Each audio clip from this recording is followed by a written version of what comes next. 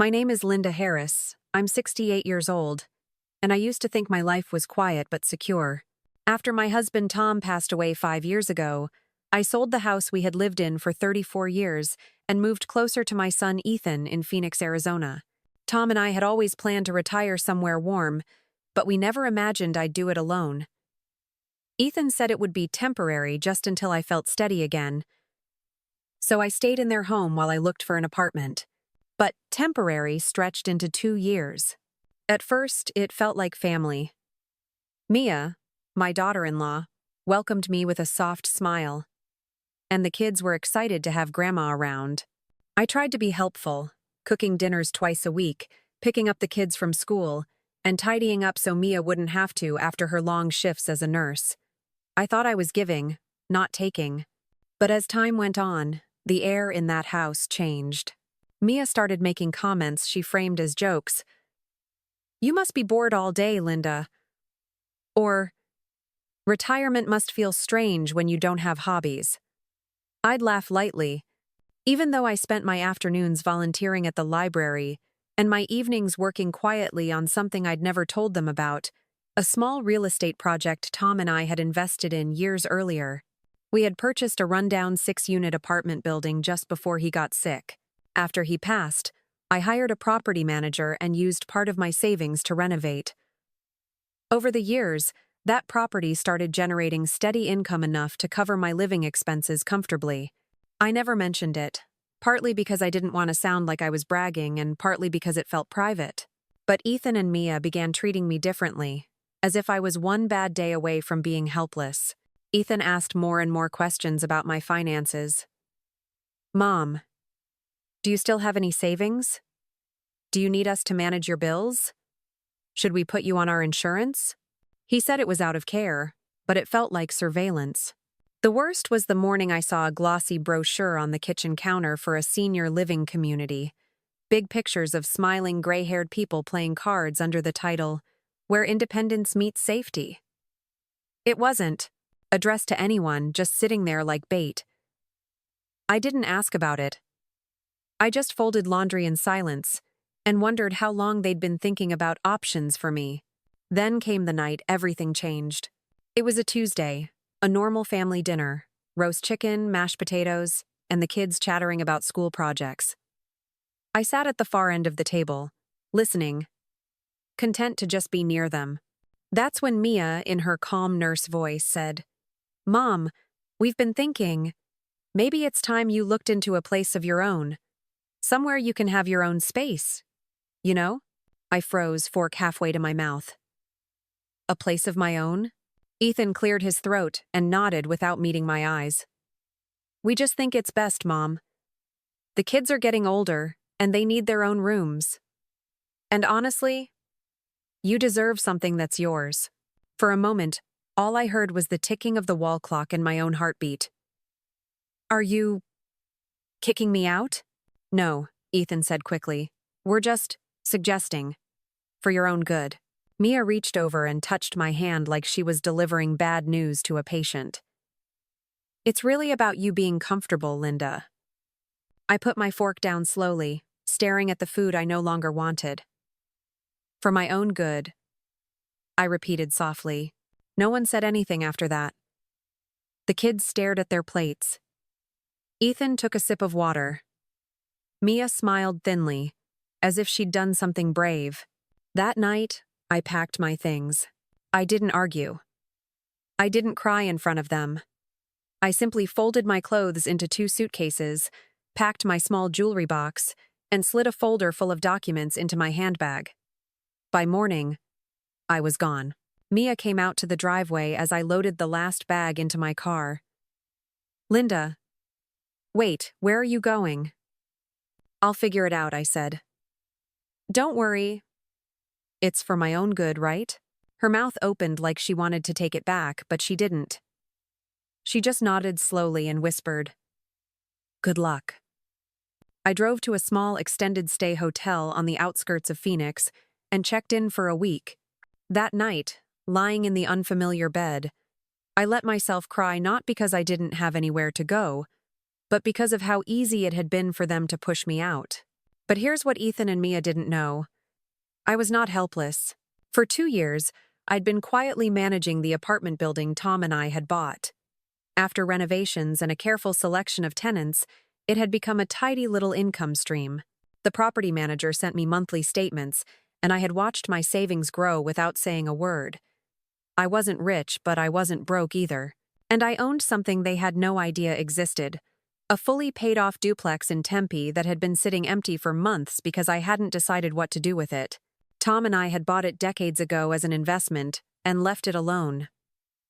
I'd been paying taxes and keeping it maintained, but otherwise, it just sat there waiting. As I stared at the ceiling that night, I made a decision.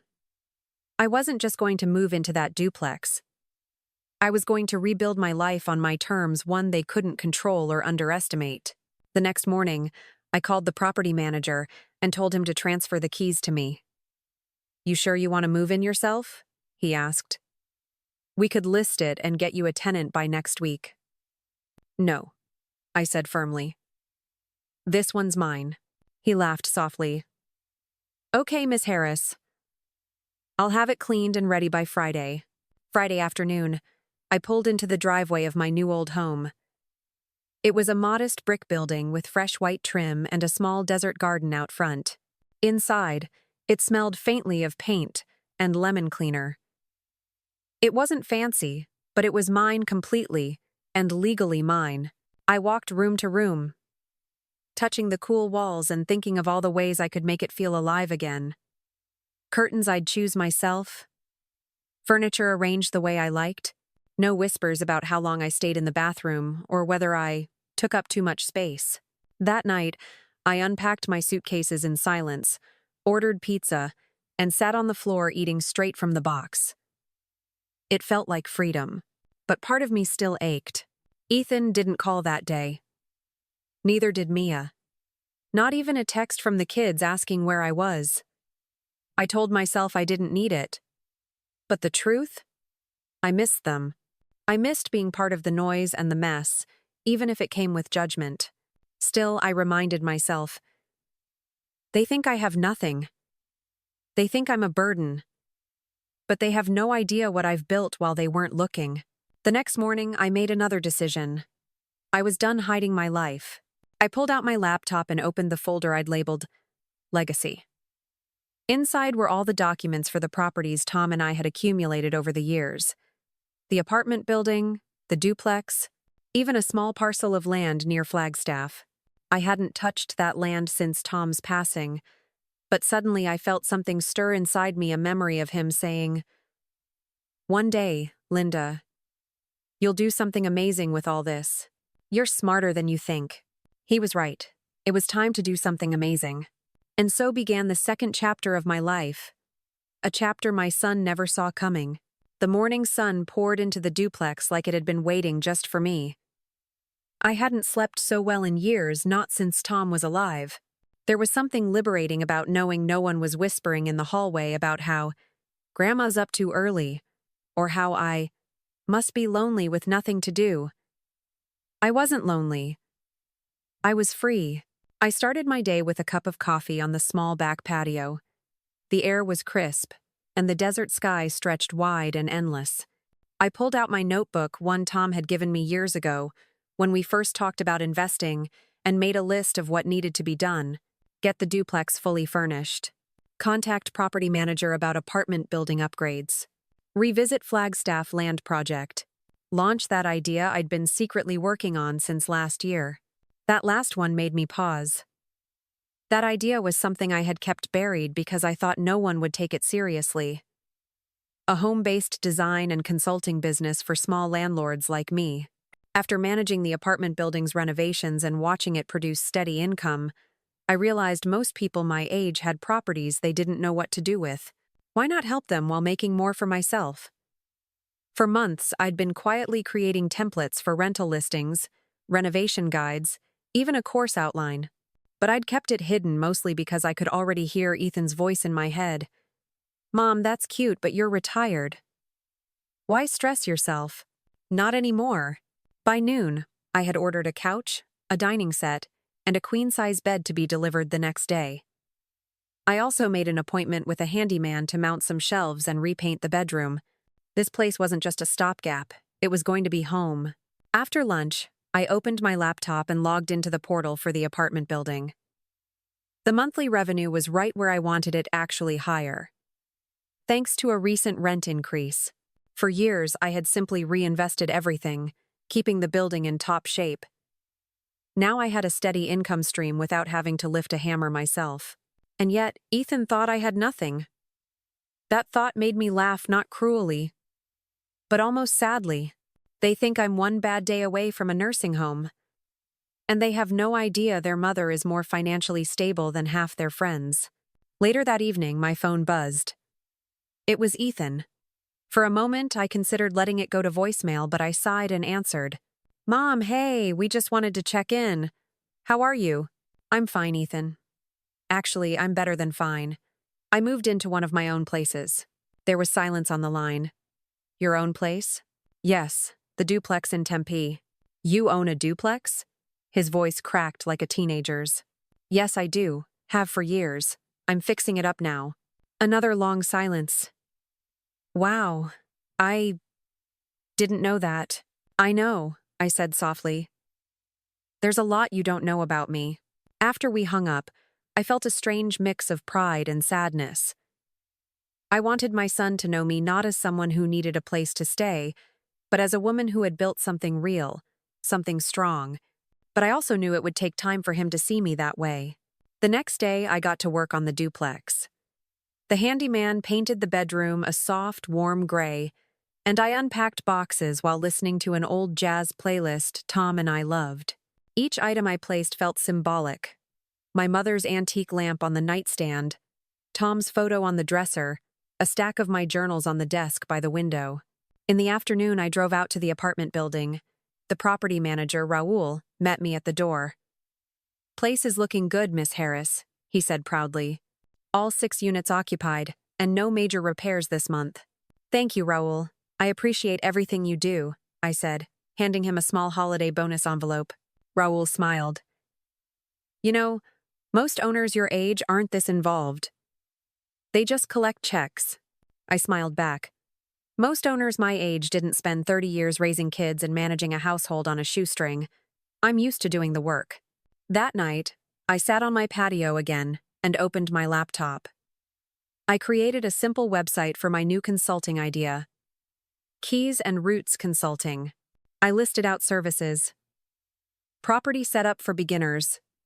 Tenant management tips. Low-cost renovation planning. It felt surreal, like opening a door to a whole new chapter of my life. By midnight, the site was live. I closed the laptop and whispered to Tom's picture on the patio table. "We did it, love. This is for us." 3 days later, I got my first email inquiry from a woman named Carla who had inherited her parents' rental home and had no idea what to do with it. She wrote, "I saw your site and thought maybe you could help me. Everyone keeps telling me to sell, but I want to keep it. Can we talk?" I smiled, typing back, "Absolutely. Let's schedule a call." Meanwhile, Ethan kept calling short, awkward check-ins. "Mom, do you need money for furniture?" Or, "Do you want me to set up your Wi-Fi?" I politely declined each offer, telling him everything was under control. He sounded baffled every time. I could almost hear the wheels turning in his head, trying to reconcile the version of me he thought he knew with the one who casually mentioned business calls and consulting work. Mia called once, too. "Linda, I just wanted to say, we didn't mean to push you out. We just thought it was better for you." I hesitated, then said softly, "Sometimes what people think is better for me is just easier for them." There was a long silence before she whispered, "You're right. I'm sorry." By the end of that week, I had 3 paying clients, a fully furnished duplex, and a growing sense that my life had just started over not out of desperation, but out of choice. And for the first time in a long time, I felt something I hadn't felt even when Tom was alive. I felt unstoppable. What Ethan didn't know yet was that this was only the beginning, and soon, everyone was going to see exactly what I'd built while they weren't paying attention. The weeks rolled by faster than I expected. My duplex no longer felt like an empty shell. It was alive. The smell of fresh paint had faded, replaced by the soft scent of the lavender candle on my kitchen counter. I had curtains on the windows, a cozy reading chair in the corner, and even a small herb garden on the patio. For the first time in years, every room reflected me, not someone else's rules, not someone else's house. And my business? It was taking off faster than I dared to hope. Word spread quickly among local property owners who were tired of losing money or struggling with tenants. Carla, my first client, recommended me to 3 others. I found myself working late into the night, creating renovation plans and helping people list their properties online. Within a month, I had 10 paying clients and enough income to rival what I used to make when I worked part-time after Tom passed. One evening, while finalizing a consulting packet, my phone rang. It was Ethan. I considered letting it go to voicemail, but something told me to answer. "Hey, Mom," he said, his voice tentative. "Hi, Ethan, how are you?" "Good." "Listen, I've been meaning to ask, how are you doing?" "I mean, the duplex, moving out, all that?" I smiled to myself. "I'm doing great, Ethan. Actually, better than great. I've started my own consulting business." There was a pause. "A business? Like, an online thing?" "Yes, but not just online. I help property owners manage and improve their rentals. It's something I've been building for a while, and now it's really working." Another pause. "Wow. I had no idea you did that kind of thing." I let his words hang in the air for a moment before replying softly. "There's a lot you didn't know about me, Ethan." That weekend, Ethan invited me over for dinner. It was the first time he'd reached out since I moved out. I hesitated but agreed. When I arrived, Mia greeted me with a warm but nervous smile. "Linda, come in. We made pot roast, your favorite." The kids hugged me quickly before darting off to the living room. I sat at the table, noticing how the house felt slightly different, tidier, quieter, but also strangely stiff. Ethan poured me a glass of water and cleared his throat. "Mom, we wanted to say we're sorry for how things went down. We thought we were helping, but looking back, it wasn't fair." Mia nodded, eyes down. "You deserved more respect than we gave you." I took a deep breath, my heart softening. "Thank you for saying that. I know you meant well, but it hurt. I felt like I was being treated as a burden, not family." Ethan reached across the table, touching my hand.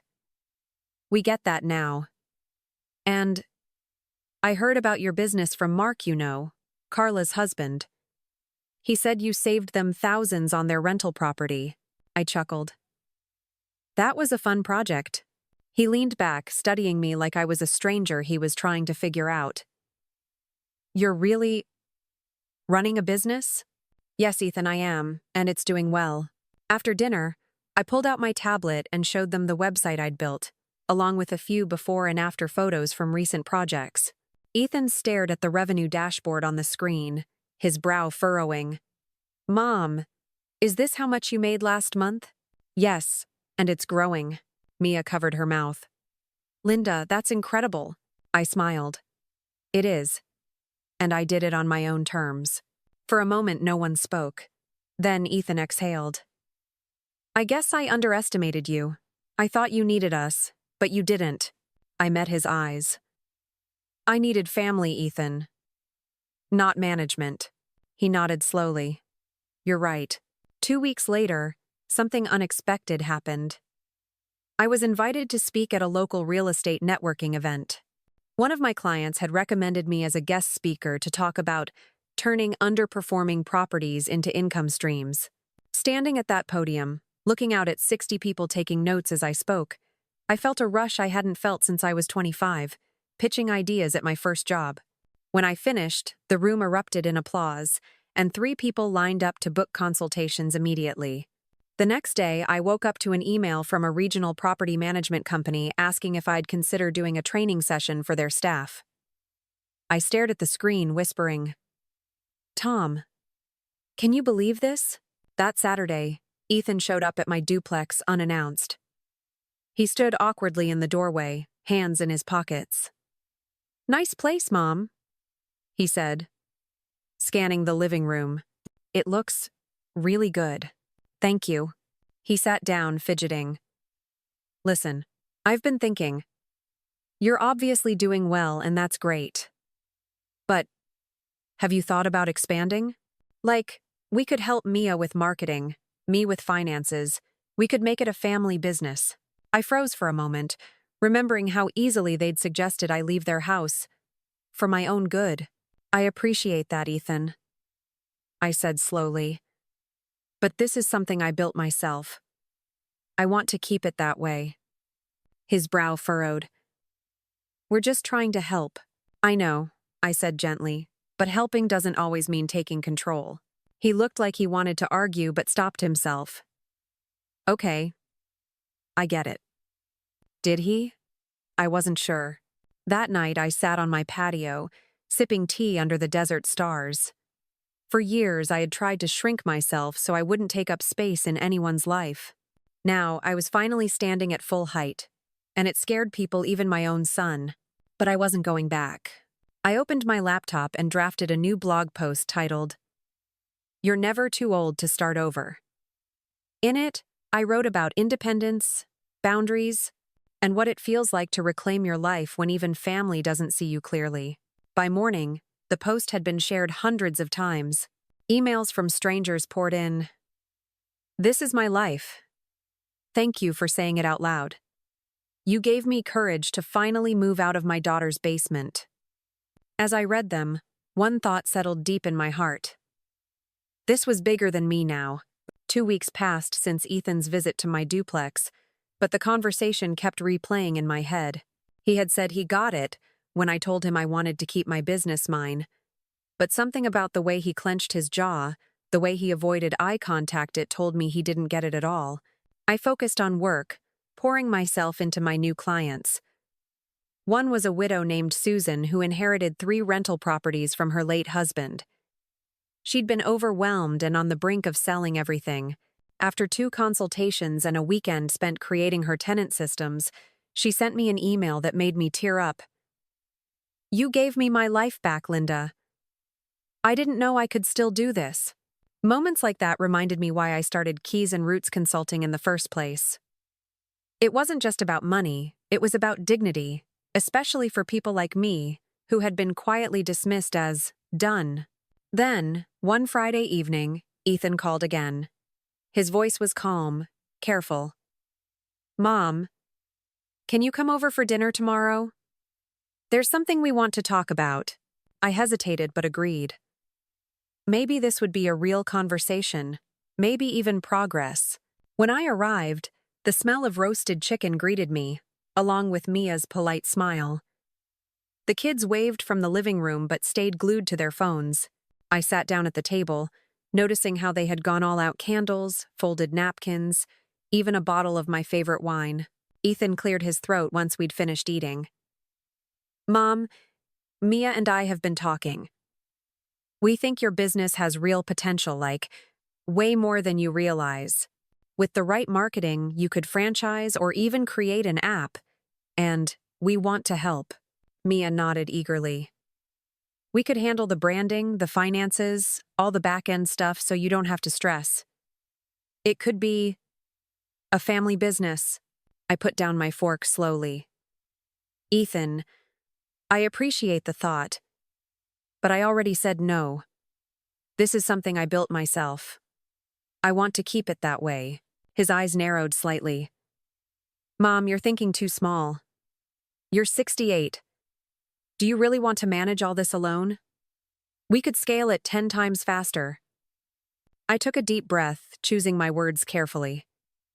"Ethan, this business isn't about being big. It's about helping people like me find independence. I like where it is, and I like running it my way." Mia's polite smile faded. "But don't you think it's selfish not to let us help? We're trying to give you more time to relax. You shouldn't be working this hard at your age." I felt my chest tighten. Selfish? I'm finally doing something for myself, something that gives me purpose. And it's not too hard. I enjoy it. Ethan's voice rose slightly. You're acting like we're the bad guys. We just don't want you to burn out. Burn out from what, Ethan? From living?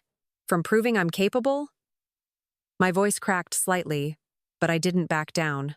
You kicked me out of your house for my own good. I found a way to stand on my own 2 feet, and now you want to take that too? The room went silent. Mia looked away, lips pressed tight. Ethan rubbed his forehead and muttered, "That's not fair, Mom." "It's honest," I said quietly. After dinner, I left early.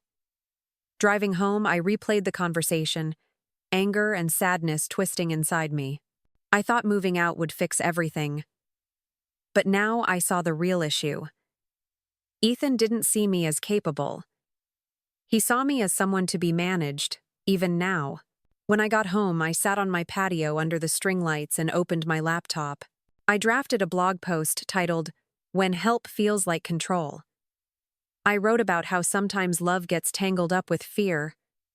Fear of letting people grow, fear of losing control, and how important it is to hold your own boundaries. By morning, the post had been shared over 1,000 times. 3 days later, I got an unexpected call from a reporter for a local online magazine. "We saw your blog and your consulting site. We'd love to do a feature on you. Women over 60 reinventing themselves. Interested?" I said yes. The interview was honest and raw. I talked about being pushed out, starting over, and building something from scratch. When the article went live, my phone exploded with messages.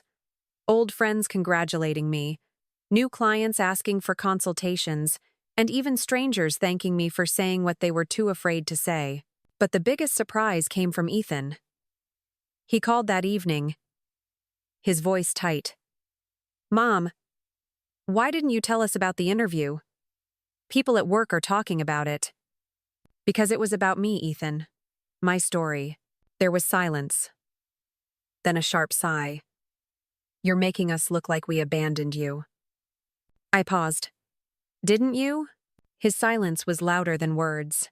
The next weekend, Mia came to my duplex alone. She stood on my porch, hands shoved into her coat pockets. "Linda, can we talk?" I let her in, poured tea, and waited. She looked at the floor. "I think I pushed for Ethan to ask you to move out. I thought it was best. I thought you needed someone to take care of you, and I was tired. I'm sorry." I took a deep breath, letting her words sink in. "Thank you for saying that. But Mia, I didn't need someone to take care of me. I needed someone to respect me." She nodded, tears in her eyes. "I see that now." That night after she left, I felt something shift. It wasn't full forgiveness yet, but it was the beginning of understanding. I wasn't the same woman who packed her bags in silence months ago. I had boundaries now, confidence. And whether Ethan liked it or not, I wasn't shrinking again. The following week felt heavy, like storm clouds waiting to break. Ethan didn't call, and I didn't call him either. Mia's visit had been honest and heartfelt, but it also left an echo. "I thought you needed someone to take care of you." It still amazed me how quickly people could confuse love with control. I focused on work to clear my mind. Keys and Roots Consulting had taken on 5 new clients, including a retired couple planning to turn their old home into an Airbnb. I loved helping people see possibilities they didn't even know existed. In many ways, I was doing for others what I had done for myself, proving life could start fresh at any age. But then came the text from Ethan. "Family dinner this Sunday. We need to talk. Everyone's coming." Everyone? That meant his in-laws, his siblings-in-law, maybe even cousins. A need to talk with an audience was never a good sign. Still, I typed back, "I'll be there." Sunday came, and I arrived with a simple dessert chocolate pie, Ethan's favorite since childhood. The moment I stepped through the door, I felt it. the tension. Conversations were polite, but clipped. Glances darting toward me and then away. Even the kids seemed quieter than usual. Dinner was served quickly. Roast beef, green beans, rolls. No candles this time. No special wine. Just food, silence, and waiting. After the plates were cleared, Ethan stood up. Okay, everyone's here, so I'll just say it. He turned to me. Mom, I'm worried about you. This business thing. It's too much. You're almost 70, running around consulting for strangers when you should be enjoying retirement. My chest tightened. Ethan, he held up a hand. No, let me finish. People are talking, Mom. That article made it sound like we threw you out on the street, like we abandoned you. Do you know how embarrassing that is for us? I work with some of those people. They think we're terrible. I stared at him, trying to process. So you called this dinner because you're embarrassed? He sighed. I'm saying maybe it's time to slow down, sell the business, and just relax. We'll help you. You can move into one of those retirement communities. You'd have friends your age, people looking out for you. It's safer. There it was again. Safer. That word that people use when they mean smaller. I placed my hands flat on the table. Ethan, I'm not selling my business. I'm not moving into a retirement community. And I'm certainly not ashamed of the article. Everything I said was true. Murmurs spread across the table. Ethan's face reddened. You're acting like we don't care about you. I met his eyes. You care about the version of me that needs saving. That's not me anymore. The room went silent. Mia's mother cleared her throat and whispered something to her husband. One of the cousins pretended to check his phone. Ethan's jaw tightened. So that's it? You're just going to ignore your family's advice? This isn't advice, Ethan. I said softly but firmly. This is control dressed up as concern. He slammed his napkin on the table. Unbelievable. I'm trying to protect you. And you're making me out to be the villain. Mia placed a hand on his arm. Ethan, please. But he pulled away and walked out of the dining room. I sat there for a moment, staring at my half-finished glass of water. Then I quietly picked up my purse and stood. Thank you for dinner. I said to no one in particular, and walked out. That night, back at my duplex, I felt everything at once. Sadness, anger, and strangely, relief. For years I had bent to avoid conflict, but now I realized something. Conflict isn't always a sign of failure. Sometimes it's proof you finally stood up for yourself. I opened my laptop and wrote another blog post, one I titled, The Day I Said No to My Own Son. I didn't name names or share details, but I talked about boundaries, about how even people who love us can smother us if we let them. By morning, the post had gone viral again. Comments flooded in. This hit me so hard, thank you. I needed permission to say no to my kids. You gave it to me. We love our parents, but we need to stop treating them like children. I sat back, overwhelmed, but proud. My story wasn't just mine anymore. It was a mirror for so many people. 3 days later, Ethan showed up at my duplex. He looked tired, like he hadn't slept. Can we talk? He asked. We sat on the patio, the one with my little herb garden. He stared at his hands for a moment. I'm sorry for Sunday. I overreacted. I don't know how to handle seeing you so independent. It feels like I'm losing you. I reached over, touched his hand. Ethan, you're not losing me. You're meeting the real me. I'm not fragile, and I'm not going anywhere. His eyes glistened. I guess I was scared. When Dad died, I thought it was my job to protect you. Maybe I never stopped. I know, I said softly, but protecting me doesn't mean controlling me. It means trusting me to live my life. He nodded, wiping his eyes. I'll try. That night I realized something else. Boundaries don't push people away. They teach them how to stay. For the first time since Tom passed, I felt like Ethan and I might actually build something new, something honest. A week passed since Ethan came to my patio and apologized. His words still echoed. "It feels like I'm losing you." I understood him more than he realized. For years, I'd clung to the idea of being needed by Tom, by Ethan, by family, and letting go of that role felt like free-falling. But now, I was standing firm, and he was the one learning how to let go. The change was subtle at first. Instead of questioning my choices, Ethan started asking about them. "How many clients do you have now?" he texted one afternoon. "Need any help with spreadsheets?" It wasn't an attempt to take over, it actually sounded like interest. Meanwhile, Keys and Roots Consulting kept growing. That week, I signed my first corporate contract. A regional property management firm had hired me to train their new staff. It was a big step standing in front of 30 young professionals, teaching them how to treat property owners with respect and efficiency. When I walked into their sleek office building and saw my name printed on the conference agenda, I had to smile. 68 and still building something new. That Friday, Ethan called again. "Mom, Emily has a school event tomorrow. Her entrepreneurship club is hosting a showcase.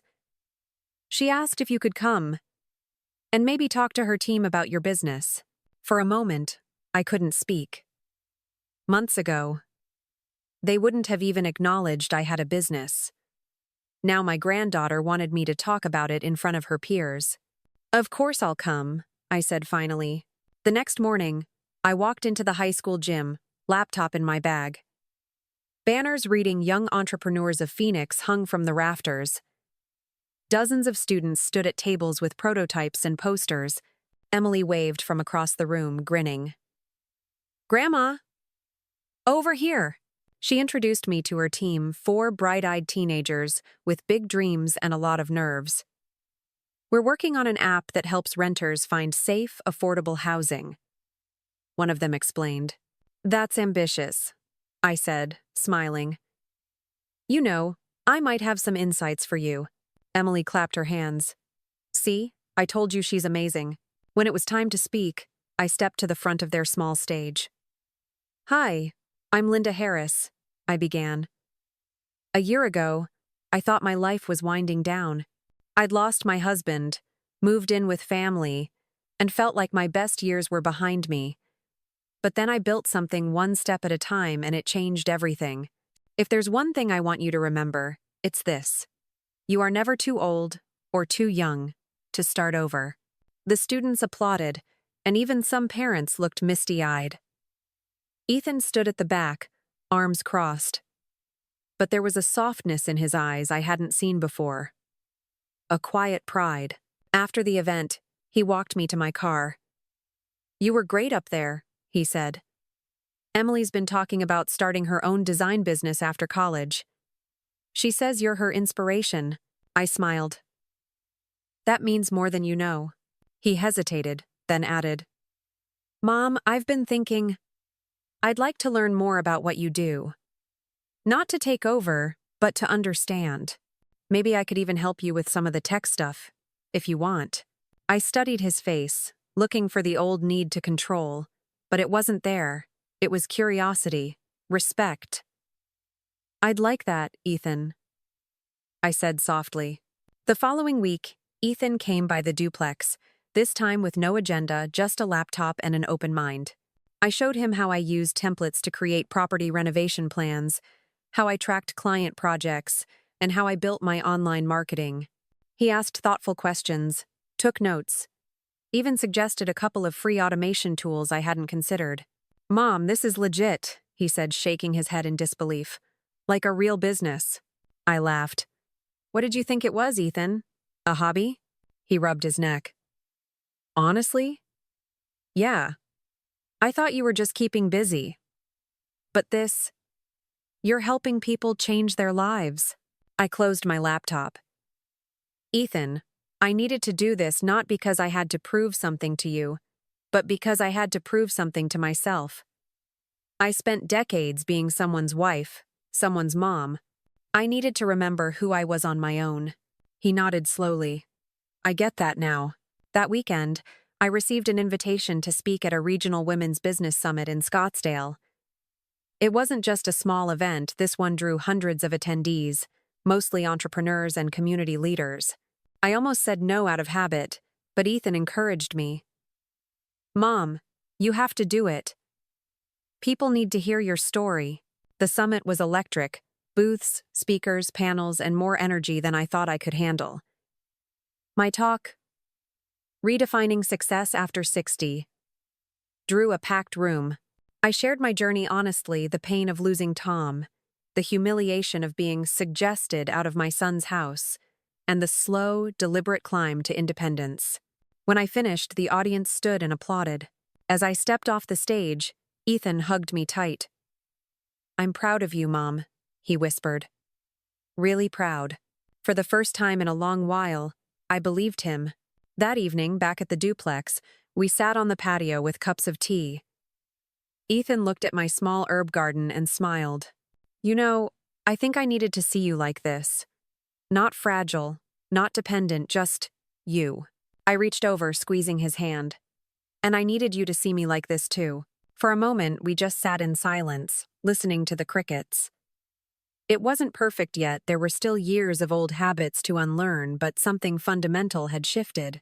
This wasn't just reconciliation. This was respect. The next month brought an invitation that would change everything: the Phoenix Community Business Gala. It was an annual event highlighting local entrepreneurs who had made an impact, and to my shock, Keys and Roots Consulting was nominated for Emerging Business of the Year. When I received the email, I read it 3 times, certain it was a mistake. I had only been running the business full-time for a year, but there it was. My name listed alongside companies run by people half my age, with glossy branding and marketing teams. I debated declining: big events were never my favorite. But Ethan wouldn't let me. "Mom, you have to go. This is huge. We're all coming to support you." "All?" I raised an eyebrow. "Yes, Mom. Me, Mia, the kids. Even Mia's parents want to come. They said they owe you a proper cheer this time." I laughed nervously. "All right.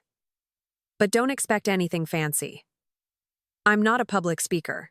"Mom, you literally speak for a living now." The night of the gala, I put on the navy dress I had bought for Tom's retirement party years ago and a simple string of pearls. When I walked into the downtown convention hall, the lights were bright, the music upbeat, and the crowd buzzing.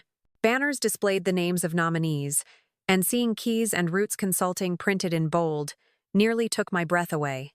Ethan met me at the entrance, Emily and the boys in tow. "Wow, Grandma, you look amazing," Emily said, hugging me. Mia smiled warmly. "We're so proud of you, Linda." Those words, spoken so openly, loosened something in my chest. For months, I'd fought for respect. Tonight, it felt like I had it. We found our table, and I noticed a familiar face across the room. Susan, my very first widow client. The one who once thought she couldn't handle her inherited properties. She waved, mouthing, "Thank you again." I smiled back, my heart swelling. The ceremony began with music and applause as each category was announced. Then came mine. Emerging Business of the Year. The MC listed each nominee, and my stomach knotted tighter with every word. And the winner is Keys and Roots Consulting, Linda Harris. For a second I froze, sure I'd misheard. Ethan nudged me gently. "Mom, go." I walked up to the stage under bright lights, applause ringing in my ears. The MC handed me a plaque, and I stood at the podium. My voice trembled at first, but then steadied. A year ago, I thought my life was winding down. I had lost my husband, moved in with family, and believed my best days were behind me. But life surprised me. I built something from scratch not because I wanted recognition, but because I wanted to prove to myself that it's never too late to start again. So, if you take anything from my story tonight, let it be this. You are never too old, too tired, or too late to begin again. The room erupted in applause. I caught sight of Ethan and Mia standing, clapping harder than anyone, their faces glowing with pride. Afterward, people lined up to congratulate me. Some wanted business cards. Others just wanted to shake my hand and say, "Thank you for proving what's possible." Susan hugged me and whispered, "You changed my life, Linda. Don't ever stop." Ethan approached, holding the award. "Mom, this is incredible. I'm sorry I ever doubted you." I smiled, tears threatening.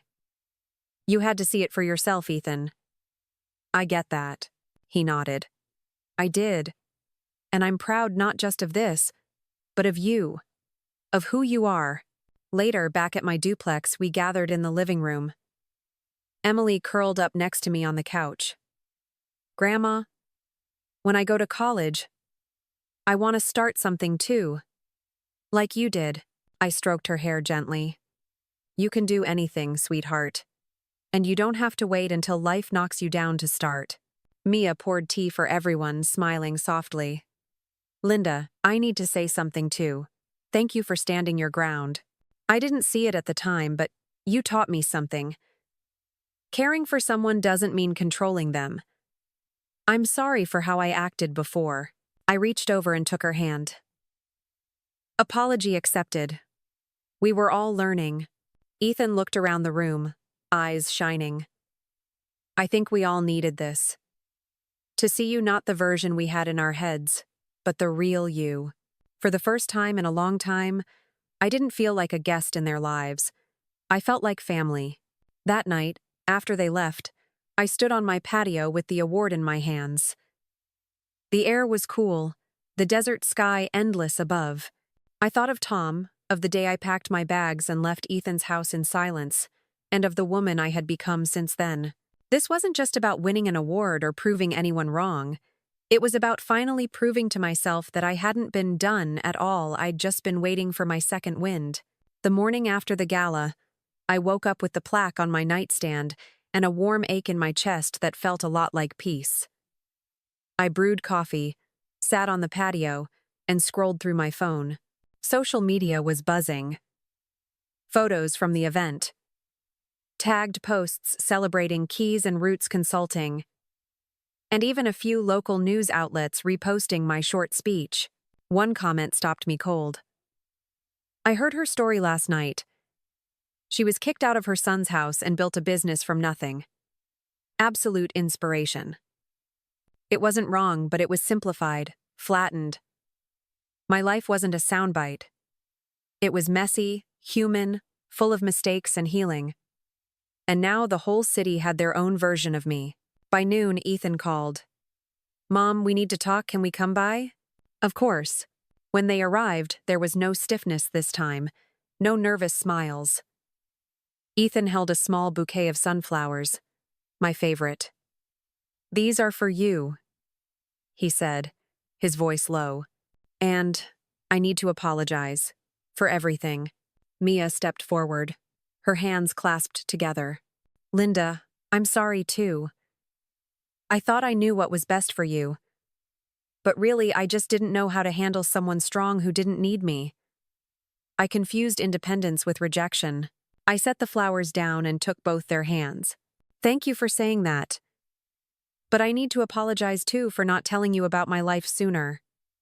I let you believe I was helpless because it felt easier than showing you I was rebuilding. That's on me." Ethan shook his head. "No, Mom. We pushed you out because we thought you were weak. And then we were embarrassed when you proved you weren't. That's on us." There was silence for a moment, just the hum of my little patio fountain. Finally, Ethan looked up, his eyes glassy. "I'm proud of you, Mom. Not just for the award, but for not letting us define you. You showed me something I didn't even realize I needed to see what it looks like to keep growing, even when life knocks you down." Emily, who had been quiet until now, leaned against my shoulder. "Grandma, can I intern with you this summer? I want to learn everything." I smiled, tears threatening. "You're hired already." Mia laughed softly. "Look at this 3 generations of entrepreneurs in one family." Ethan chuckled, rubbing the back of his neck. "Guess we've all got a little catching up to do." That afternoon, We sat around my tiny dining table, planning out an internship schedule for Emily, and even brainstorming a side project for Ethan, who wanted to use his financial background to build an online budgeting tool for small landlords. Mia, surprisingly, suggested helping with branding ideas. It wasn't about taking over anymore, it was about joining in, on my terms. A week later, the local paper printed an extended profile on me. From widow to award, winning entrepreneur. Linda Harris finds her second wind. They mentioned my family, my business, and even included a quote from Ethan. She's stronger than I ever realized, and she inspires me every day. I cut out the article and pinned it to the corkboard above my desk, right next to Tom's picture. "We did it, love," I whispered. "We found our way again." 3 months passed in what felt like days. Emily became my sharpest intern, designing templates I hadn't even imagined. Ethan's budgeting tool took shape, and Mia discovered a knack for content writing. We didn't become a family business, at least not officially, but we became something better, a family that finally saw each other clearly. On a warm Saturday evening, I hosted everyone at my duplex for dinner. The house was full laughing kids, the smell of roasted vegetables and peach cobbler, Ethan pouring iced tea while Mia arranged plates. After dinner, Ethan raised his glass to Mom, who reminded us all that starting over isn't just possible, it's powerful. Glasses clinked and I felt my throat tighten. Later, after everyone left, I sat alone on the patio under the string lights. For years, I had believed my life peaked with Tom and would end quietly in someone else's shadow. Instead, I had built something new, something strong, not to prove anyone wrong, but to prove to myself I was still here, still capable, still me. I opened my laptop, drafting one final post for the season. The gift I gave myself. I thought my story was about being pushed out and starting over. But it isn't. It's about choosing yourself when no one else remembers how. It's about remembering you're more than someone's parent, spouse, or guest, you're you. And that's enough. When I clicked publish, comments poured in within minutes. "You made me cry in the best way. I'm signing up for that course because of you. Thank you for giving me hope at 62. I smiled, closed the laptop, and whispered into the quiet night. "This is just the beginning."